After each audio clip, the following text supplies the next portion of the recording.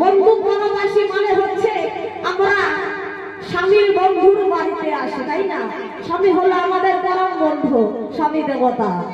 তাই ওই বন্ধুর বাড়িতে এসে আমরা নিরজনে ঘুমিয়ে থাকি, ভালো করে সংসার করি। যদি স্বামীটা ভালো হয়, শ্বশুর শাশুড়ি ভালো হয়, তাহলে আমরা ভালো করে রান্না বান্না করে খাওয়া দাওয়া করে নিশ্চিন্তে ঘুমিয়ে যাই। আর যদি এই কপালে আসামি থাকে, তাহলে কিন্তু সেই বাড়িতে আর ঘুমটা ভালো হবে না, অশান্তিতে ভরে যাবে। তাই বলেছে বন্ধু বনবাসী